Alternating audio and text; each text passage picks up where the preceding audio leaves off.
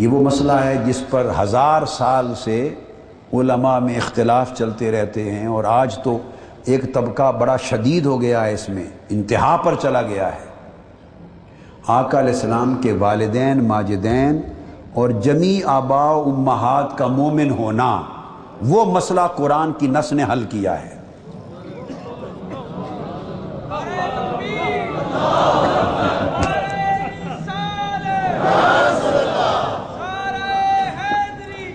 ویسے میں عرض کروں، قرآن مجید میں 14 آیات ہیں۔ کتنی؟ 14 نصوص ہیں قطعیہ اور صریح، جن سے آقا علیہ السلام کے والدین ماجدین اور آپ کے جمیع آباء و امہات سب کا مومن و جنتی ہونا ثابت ہوتا ہے۔ قرآن مجید کی 14 آیتیں۔ اب اس وقت تو ٹائم نہیں ہے، کیونکہ ایک ہی آیت، ایک ہی مقام ان 14 مقامات میں سے آ گیا، تو میں نے اسی کا تذکرہ اختصار سے کر دیتا ہوں۔ لوگ حدیثوں پر ضعیف ہے اور یہ منکر ہے اور یہ موضوع ہے اور اس کی سند پہ بحث میں پڑھتے رہے۔ میں کہتا ہوں کہ اس موضوع پر تو حدیث کی طرف جانے اور کتب اور ائمہ کی تصریحات اور ان کے اقوال کی طرف جانے کی بھی ضرورت نہیں۔ یہ موضوع تو قرآن کی 14 آیتوں کی صریح نصوص نے حل کر دیا ہے قطعی طور پر۔ اب آپ سمجھے یہ بات؟ یہاں کس طرح ذکر ہوتا ہے آقا علیہ السلام کے والدین ماجدین اور جمیع آباء و امہات سب کا مومن ہونا۔ سیدنا ابراہیم علیہ السلام فرماتے ہیں، عرض کرتے ہیں اللہ رب العزت کی بارگاہ میں، اور اللہ رب العزت ارشاد فرماتا ہے کہ میرے ابراہیم نے یہ دعا کی مجھ سے۔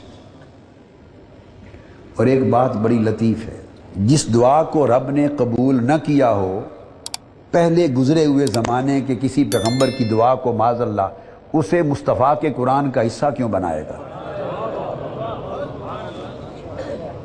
آپ ایک لطیف نکتہ ہے مفتی صاحب، ایک لطیف نکتہ ہے۔ جس دعا کو قبول ہی نہیں کیا، اس کو اپنے قرآن کی آیت بنانے کی غرض کیا ہے؟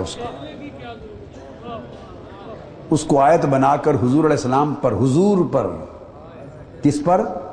آقا علیہ السلام پر نازل کرنے کی ضرورت کیوں پیش آئی؟ حضور کے اوپر اس لیے نازل کیا قرآن میں کہ اس کا تعلق، اس دعا کو قبول کیا اور تعلق مصطفیٰ سے ہے۔ اور یاد کیجئے، جب ایک بات یاد کرائی جاتی ہے تو وہی بات یاد کرائی جاتی ہے جو ہو چکی ہو، جو ہو گئی ہو، جو پایہ تکمیل تک پہنچ گئی ہو۔ ادھوری رہ گئی ہو تو رب نہیں کہتا وَإِذْ، یاد کرو نہیں کہتا، اذکر نہیں کہتا، فرمایا یاد کیجئے جب ابراہیم علیہ السلام نے عرض کیا رب اجعل ھذا البلد آمنا۔ یہاں پہلی آیت جو آیت نمبر 35 ہے، اس میں 2 دعاؤں کا ذکر ہے۔ ایک دعا تو کی باری تعالیٰ اس شہر کو، اور جب وہ عرض کر رہے تھے اس شہر کو، اس وقت اس جگہ پر شہر بھی نہ تھا۔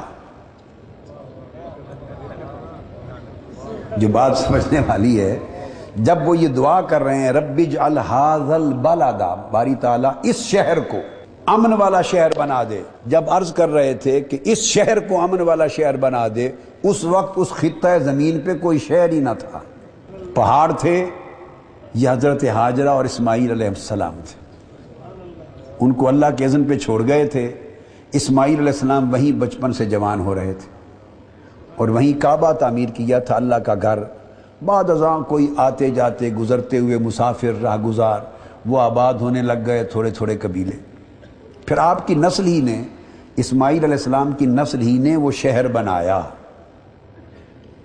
اب وہ فرما رہے ہیں، عرض کر رہے ہیں باری تعالیٰ اس شہر کو امن والا شہر بنا۔ تو پہلی بات یہ معلوم ہوئی کہ جب یہ دعا کا حصہ آیا کہ اس شہر کو امن والا شہر بنا، تو یہ بھی مستقبل سے متعلق تھی، چونکہ اس وقت کوئی شہر ایگزسٹ نہیں کرتا تھا۔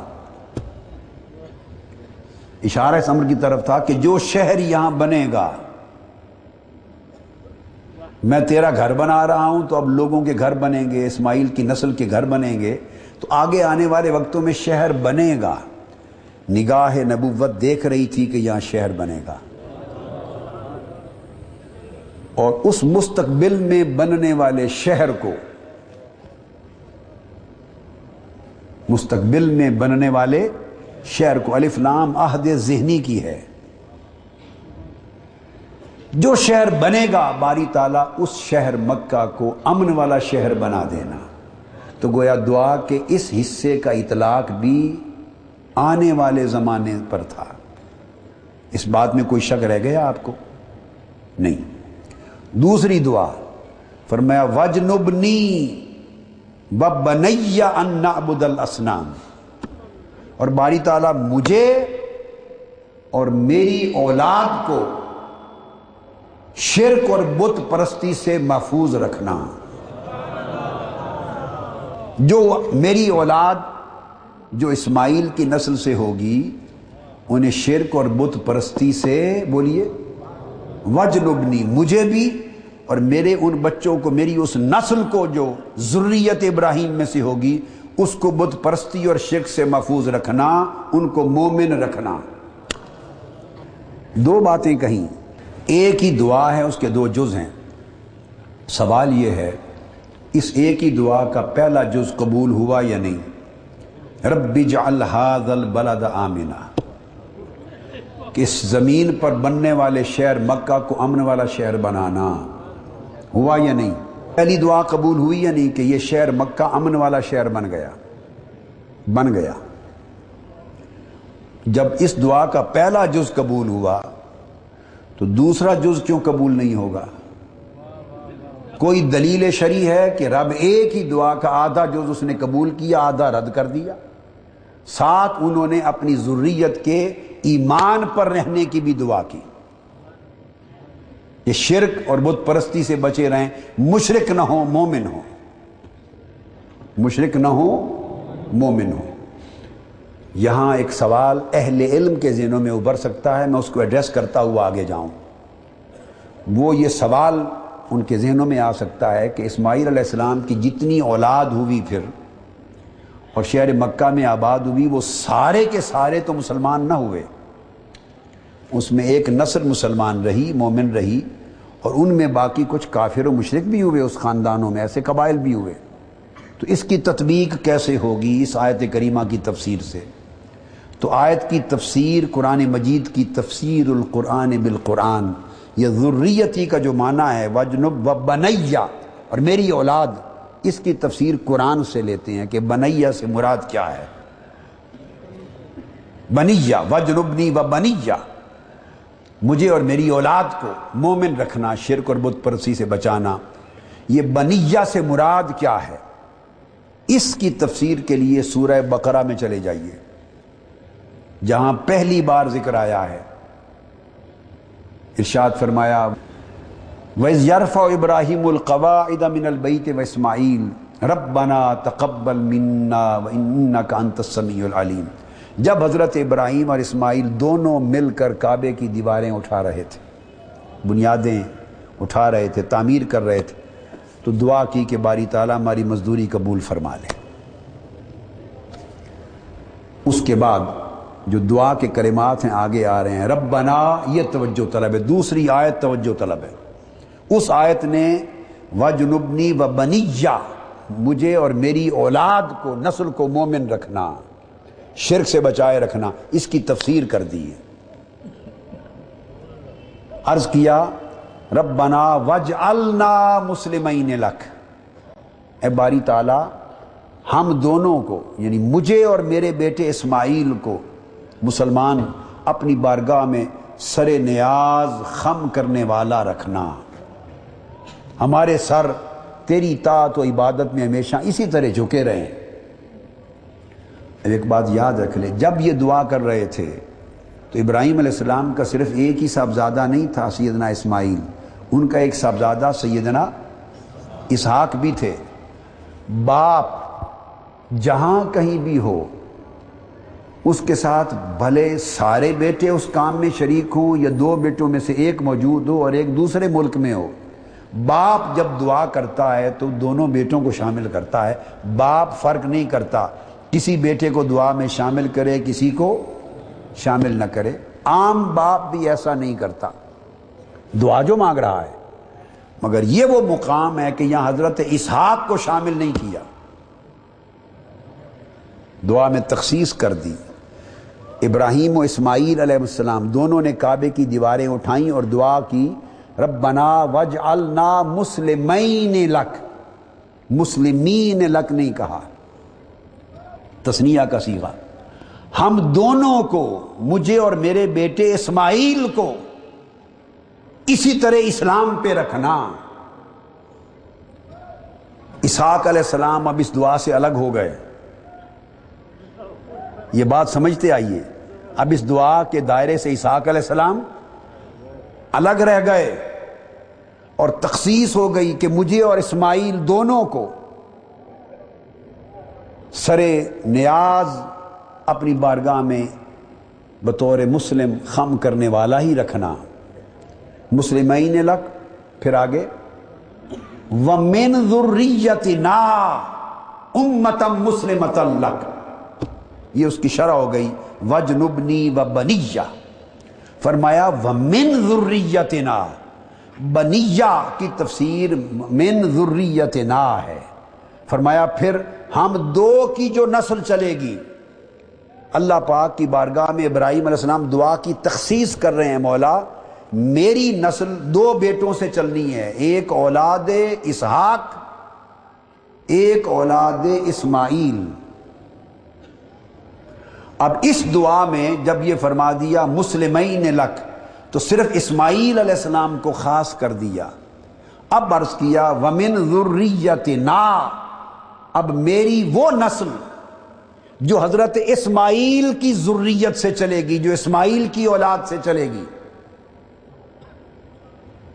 تو اولاد اسحاق کا ذکر الگ ہو گیا، تو اسماعیل کی نسل سے جو اولاد میری چلے گی اس کو، اور وہاں ذریت کا لفظ نہیں کہا، وَمِن ذُرِّيَّتِنَا، تو میری وہ نسل جو اسماعیل کی اولاد میں سے چلے گی، ان میں سے ذریت بعض کو، من بعدیت کے لیے ہے، تبعید کے لیے ہے، تو نسل اسماعیل میں سے ایک نسب، ایک خاندان اور ایک سلسلہ پورا ایمان پہ رکھنا۔ میں تجھ سے یہ نہیں مانگتا کہ میرے بیٹے اسماعیل کی ساری اولاد مسلمان رہے، نہ، میرے بیٹے اسماعیل میں اس کی اولاد میں سے ایک گروہ، ایک نسب، ایک نسل باپ اور ماں کا تسلسل سے ذریت ابراہیم میں سے، وَمِن ذُرِّيَّتِنَا، ان میں سے ایک گروہ ہمیشہ اسلام پر رہے، ایک گروہ اس میں سے ہمیشہ اسلام پر رہے۔ وہ گروہ کون سا؟ وہ گروہ اس نسب پر مشتمل ہے جس نسب سے وہ رسول آخر الزمان آنا ہے، جس کی دعا آگے کرنے والا ہوں، جس کی خاطر من ذریتنا کی دعا کر رہا ہوں، جس کی خاطر رب اجعل ھذا البلد آمنا کی دعا کر رہا ہوں، جس کی خاطر تیرا گھر تعمیر کر رہا ہوں، جس کی خاطر اس شہر کو امن والا شہر بنانے کی دعا کر رہا ہوں، جس کی خاطر نسل اسماعیل میں سے ایک نسب ایمان پر رکھنے کی دعا کر رہا ہوں، جس میں سے میرے مصطفیٰ نے آنا ہے، اس کا نسب نسل اسماعیل میں سے اول تا آخر مومن رہے۔ وَمِن ذُرِّيَّتِنَا أُمَّةً مُسْلِمَةً لَكَ، باری تعالیٰ نسل اسماعیل میں سے ہماری ذریت میں ایک گروہ امت مسلمہ رہے، ایک گروہ امت مسلمہ رہے، اور کب تک رہے؟